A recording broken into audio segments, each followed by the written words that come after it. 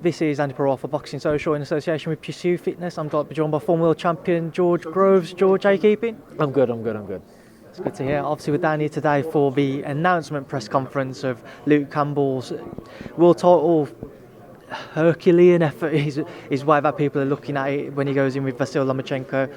Just talking about the fight and what Luke's got in store for him. Well, first of all, for the fight, this is the best fight that's going to happen in the UK this year, I believe. Obviously, we've got the pound for pound number one fighter in the world, the best fighter in the world, in Vasyl Lomachenko, over here fighting one of our best fighters. You know, if not one of our best fighters in Luke Campbell, our most successful and decorated amateur, who has taken a little while, much like me, to find his feet in the pro game. But he's now in the best form, the best shape and the best mindset of his career, and ready for a big challenge. Definitely a big challenge in fighting Lomachenko, but it's a big challenge regardless. He's fighting for 3 world titles, Ring Magazine belt. He's mandatory for WBC, and this is his time. So Campbell's going to win. People are making him a huge underdog. What have yourself or Luke or the team read into that? Well, you know, that comes with a certain pressure, but it'll come with pressure for Lomachenko as well, and that's the pressure that he's used to. But Campbell's had a lot of pressure in his career as well. In some ways, maybe the pressure's off because no one's really expecting him to win, but we know he can, we know he will. You know, this is just Campbell's a fantastic athlete and a great fighter with a knowing eye and a great boxing brain. You know, you hear Lomachenko's team talking about his boxing IQ. I feel like that's them saying that. You know, yeah, he's got the experience, he's been around the world, but he's got a knowing eye. And to beat someone like Lomachenko, you have to have a knowing eye. You have to anticipate 3 moves ahead because he's doing the exact same thing. Campbell sets shots up well, and he knows how to disarm someone, you know, with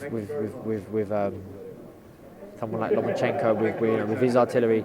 I'm trying to be elusive and not give away too much, you know, in terms of the game plan and stuff like that. But yeah, it's Campbell's night.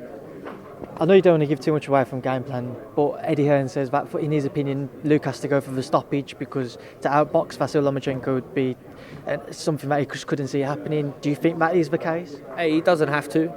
Campbell, I feel like this is going to be one of them fights where each fighter is going to have to just see who shows up on the night and change and adapt. Like, you're going to have to change and adapt. If you're fighting a Lomachenko, you know, we went to the World Champions in Morocco. We fought orthodox the whole way through the tournament and fought southpaw in the final. Don't prepare for nothing. Don't expect the unexpected with him. And the same with Campbell. You know, I don't want to see Campbell switch it in a fight. Don't get me wrong, but you just have to change and adapt. That's what happens at the highest level. So you know, Campbell will do whatever it takes to win. Whether that be a comfortable points win, whether that's a nip and tuck points win, whether that be just, you know, stand, plant his feet and let his hands go. So yeah, we have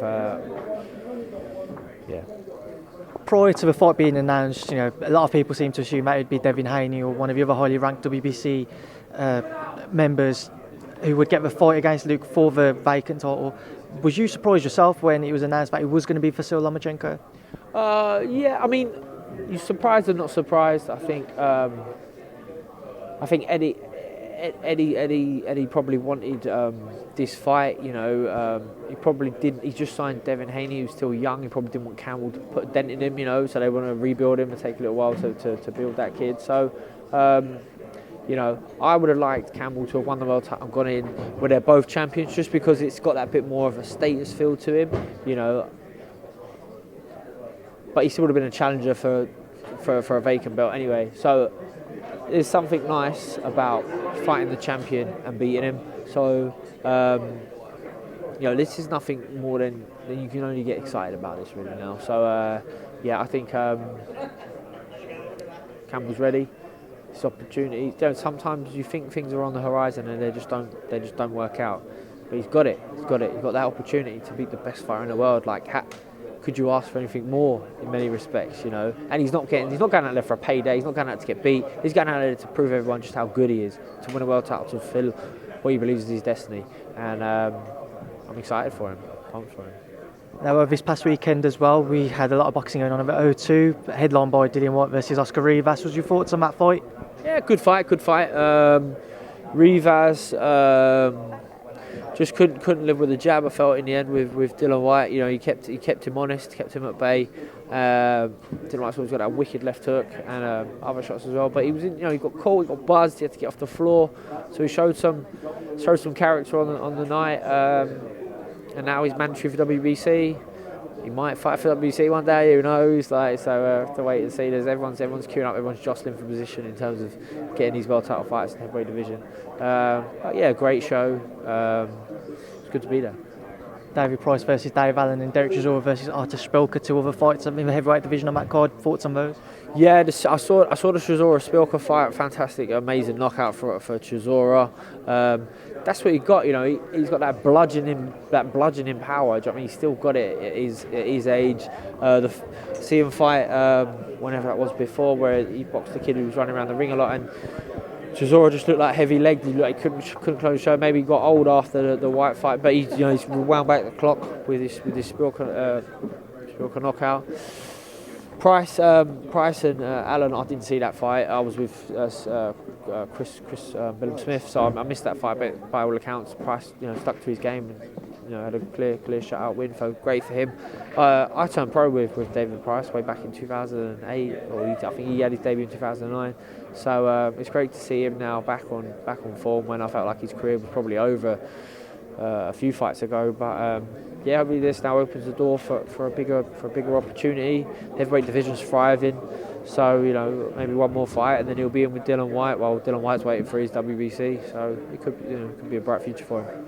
You mentioned CBS's split decision defeat to Richard Riakporhe. What was your thoughts on that fight? Yeah, I if I'm honest, I thought Riakporhe probably nicked it, you know, from ringside, but that's without a pen and paper score in the rounds. It just felt like the bigger eye-catching shots were coming from him, even though CBS was outworking him on the inside. He just probably didn't do it, and with a knockdown, that it definitely didn't help him. Did you see that as a knockdown?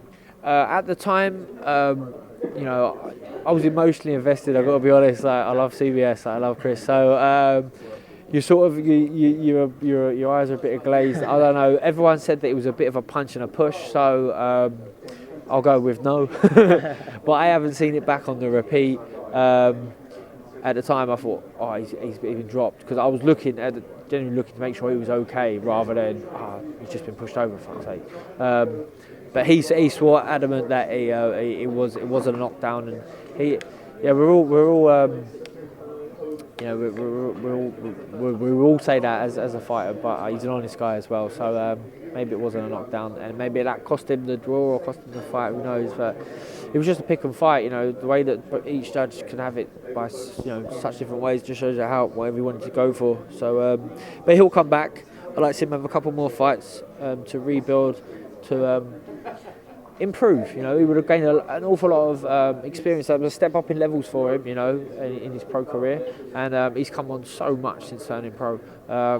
The quality of sparring that he gets, you know, and his attention to detail, how hard he works in the gym. He's a great athlete. He's got a bright future. The fight I like to see him have now is someone like Luke Watkins. I think he puts Luke Watkins away, he beats him pretty easy, but Luke Watkins obviously competed at that higher level as well, so that sort of as a rebuilding fight, and then so we go from there. And finally, before I let you shoot off, during the night, Manny Pacquiao defeated Keith Thurman with a split decision victory. Did you catch that fight? I didn't know. Is that what it was? Yeah, I thought Thurman was going to do him. He's done him. Pacquiao, yeah. Did you see it was a good fight? I did see it. It was an impressive performance from Manny Pacquiao, to say the least. Oh, and that's Thurman's first loss, isn't it? I rate Thurman. I like his attitude. Good on Pacquiao. Very good on him. Split decision, yeah. Well, that's fascinating. Some people have made suggestions over social media that because there's no VADA testing in place, maybe especially because of Manny's age, something could have been used. Do you see Manny Pacquiao's having that type of influence? What influence to not have? Like having a performance-enhancing drug in his system.